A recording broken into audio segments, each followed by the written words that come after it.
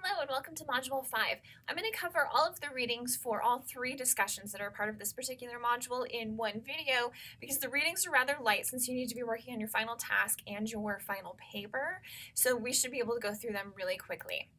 So the first thing that I want you to note for assignments is you do have two assignments in this module. So you still have a task that you need to complete, and in this case it's a multimodal presentation very heavily based on the Arola Ball and Shepherd article that you read for the very first discussion in this module. Please be aware that the task requires a written, visual, and auditory element upon final completion of that particular presentation. If you have any questions about that, let me know because there's a lot of variety within that. These particular videos, yes, they account for all three elements, but this is not the only way to account for those three elements in a presentation. The inclusion of small videos in a Prezi could also work, and there are a lot of other ways that these can be accounted for. So make sure that you spend some time considering that task and email me if you have any questions or if you need recommendations on types of technology to use. The second thing is you do have a final paper in this module that's due. You've been working on it now for a couple weeks. So the final paper requires both a peer review discussion board and the final paper requires cover letter and resume with final submission. So make sure you get all three elements along with your final paper when you turn it in so that you can get the maximum points and not miss points for something silly. If you have any questions about any of those pieces, please let me know. Okay, so we'll go through the readings really quickly.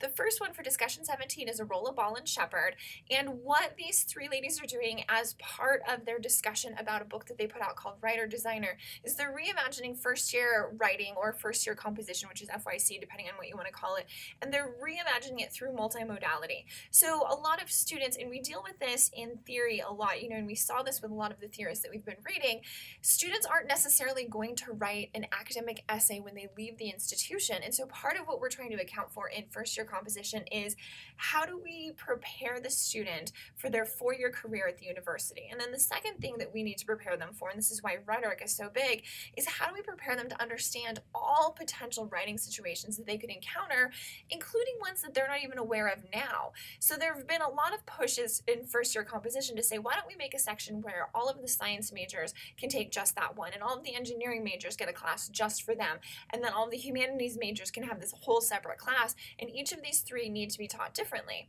So the criticism is always, what happens when a student changes their major?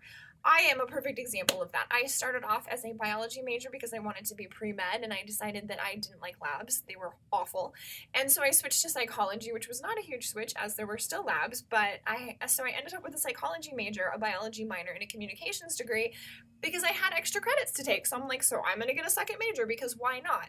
And then I switched from communication to rhetoric in my master's program, specifically within English, because I love the idea of literacy and how we look at reading and writing and how we understand that and how contextual it is and how political those ideas are. So then I switched to English for my master's and my PhD. So completely, different tracks for each of those. If my freshman composition class had been just for biology majors, how prepared would I have been to then encounter all of these different degrees? And so what Arola Ball and Shepherd are saying is instead of continuing down that path where we make specific first year composition classes for different majors, what if we reimagine the entire thing through multimodality so that we can talk about oral, visual, and written communication in very specific ways to prepare students for the rhetorical understanding. How do I make sense using rhetoric? What kinds of ideas should I be getting from this? What are the expected ideas? What am I actually understanding? And the rhetorical decisions that go into putting together these communication acts. Arola Ball and Shepherd cover a significant amount of research that you'll want to really be familiar with for this particular discussion, and they have a really, really fantastic annotated bibliography that they've attached to that article to cover, here's everything that you kind of want to or need to know with multimodality. This can be really helpful for all the rest of the classes you take in this particular degree. So I highly recommend, if nothing else, print off this article. It'll be really helpful to you. The second article that you read in this section is I'm going to totally butcher his name, Legrandeur. And in this article, we're dealing with the very early onset of the computer and trying to make sense of what does it mean to argue through images, and why are images so different in the computer or on the computer screen? Why are we understanding a lot of this so vastly differently? So if we look at images in the newspaper, images in the newspaper were very, very popular, especially in the 1960s with the Civil Rights Movement, and they really did revolutionize the way that people argued and the success of persuasion through newspapers. So if we look at the way or the approach of somebody like Martin Luther King Jr., his nonviolent approach was so much more successful because we saw images in the newspaper, and we being all Americans who had access to even just passing by a newspaper, we saw, young people, we saw mothers, we saw old people, we saw people who cared about the civil rights movement being attacked. And when we saw that, we understood, we were persuaded so much more effectively by the idea of nonviolence and by the idea of equality, that the position and the persuasion of those particular images in the newspaper really helped that movement succeed. It could have taken more than the 4 years that it took to convince everybody and then to actually enact laws if those images hadn't been so inexpensive to publish. So it could have been happenstance for all we know. So Legrandeur is asking, now that we have computer screens, how do all of these things differ, and how do these change, and how do we need to consider rhetorical persuasion, especially classical rhetorical persuasion, again? And this is a really, really important question to ask. And even today, 15 years later, I don't think that we have the answer for how a lot of these images work. We still have a lot of discussion about memes, and we've talked about them in this class, but we don't have the really rich persuasive understanding. We haven't pulled in all of the biology from memetics fully enough and mixed it with these classical rhetorical persuasions to understand how does not just the image, but the image, how it's saved, how it appears, how we understand our particular computer screen when we're looking at it, who's looking at it. The fact that so many more people have access because the internet can be free at libraries and stuff, but it's still something that you have to know how to access as opposed to just walking down the street and seeing a front page of a newspaper. How does all of this, this entire context differ and then argue differently to us as viewers? The last series of articles for discussion 17 is the NAMLE. So in this particular case, what we're dealing with are the recommendations for media literacy education. And these are really, really broad ideas. You should see a lot of the questions you guys should be having is, how do I implement this? Like if I were teaching a class right now and I decided that media literacy education is a part of my goal, which we're doing a little bit here, how do I figure out how to implement some of these particular ideas? How do I ask the right question of you guys in this particular video so that you not only critically reflect on the information and the content, but you critically reflect on the entire presentation as a whole? So I started off this video saying, you guys are going to have to do this. This is not the only right way. That for most of you probably got you critically thinking about, okay, well, if this isn't the right way, should I recreate a media project like this, or should I do something different? How do I get my personality into it? How do I achieve my particular goal? And is this the right format, or are there alternatives to that? The other big arching question that we get from articles about media literacy education is, whose job is it? So if we look at the freshman composition classroom, I think what's been made perfectly aware by this point in the semester is that there is a lot of theory. There are a lot of papers that we need students to write. The goal is to get students to write as much as we possibly can, and there's no curriculum. So is media literacy education the right curriculum to help students understand how to contextualize, how to rhetorically understand and rhetorically decide about communication acts, or is media literacy education too much? There's no one right answer to those questions, and so how do we get students to critically reflect on all of this? And if media literacy education across the board is a goal, how do we get others to think about this, and how do we kind of start to decide what aspects of it can be covered when, so that students really do have good, solid access to the information? Okay, second discussion board for this module is discussion 18. So the first article is Sturkin and Cartwright, and they're a very, very dense theory piece, so make sure to spend a little bit of extra time on this particular piece. They raise the ideas of looking representation. They have a very, very very amazing reading of Barthes, and then they discuss ideologies. So overall, what we're talking about with Sturkin and Cartwright is how do we use ideas that we already hold to make sense of existing situations? What is it that triggers us as viewers or as communication receivers to consider ways of making meaning in very specific ways? And if I'm the person putting together the communication act, how can I get people who are listening and people who are viewing, how can I get all of my representations in just the right way to kind of shape the ideologies that will be at play as my audience makes sense of this particular situation?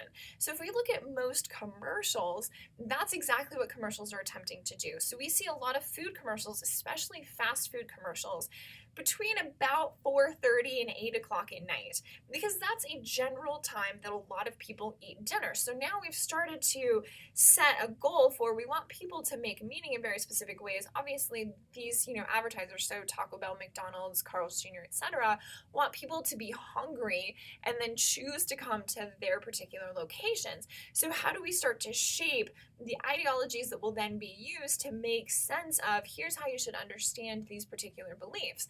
And then what kind of a commercial should we use for the show that's actually being shown? So if we see something like CSI, so we're solving crimes or something like that, is the overtly sexual Carl's Jr. commercial the right advertisement for who is probably watching CSI?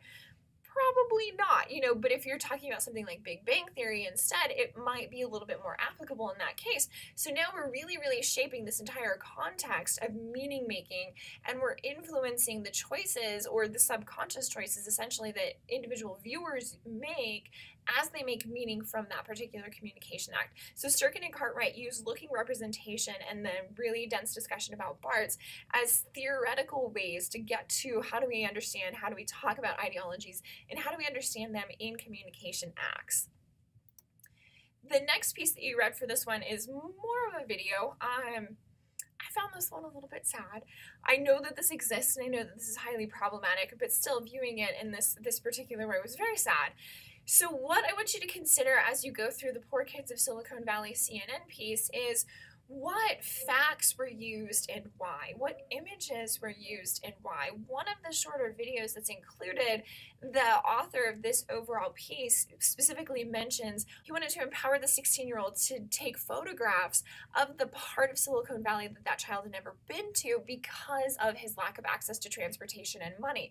So how do you understand this, and what choices are being made, and why did the author of this even say that out loud? Was it more persuasive? Did it make us understand all of this in a very specific way? Of the families that were followed, there was one particular family that was living in Tent City where the author of this piece followed up and said, at this point, at time of publication, this many weeks or months later, here's what I know about their particular situation. Yes, it's gotten a little bit worse and here's where they are. But with some of the earlier families, they didn't follow up in that particular way. So again, we're making rhetorical choices and we're making design choices and putting all of this together, which is going to influence, if we're using the Sturkin and Cartwright piece, the ideologies and worldviews we use to make sense of this particular piece. So the fact that I am a mother and I have a 3-year-old, does that influence how I'm making sense of this? Absolutely. If I try to turn that off and say I'm just an academic, now I'm putting together this slide. What are the rhetorical choices? What were the design choices? How are these design choices rhetorical? What are the ideologies underlying all of this? So we can separate these, but we'll have an automatic visceral response, and then we're going to have all these other ways of attempting to make meaning. And then the other thing that's going to be operating, or I'm assuming operated as you watch that, is what do I think Professor Pfannenstiel is going to do with this? What am I going to have to do with this in a discussion board? How do I think this piece fits into the larger class goals, given that you've made it this far in the class? You're into module 5. We're on week 9. So what is it that you understand about this class? And then how does that influence how you watch a video or image series like this? So that's what I really want you to think about with the CNN piece. The ideas that they bring up, the solutions that they offer, all of those are really important and can absolutely be discussed in this discussion board. But also really consider what else was going on as you were watching this video. What ideologies were subconsciously at play? What worldviews were subconsciously at play? And what did you do as you were watching this particular piece? The final discussion board, and I'm lumping it all into this video, is a reflection discussion board. So I really want you to consider using 4 or more of the theorists from this entire course. what do you think rhetoric is? What do you think writing is? And how do your definitions and your ideas and your learnings, how are those going to help you as you move forward in this particular program and as you move forward in your career or you try to achieve your particular career goals and your reason for being in this master's? So how do these definitions, how are they shaped by you based on your own personal motivations? That's what I want to know with learning reflection. How does this whole course come together for you? If you have any questions, you can obviously send me an email or you can always send me a tweet.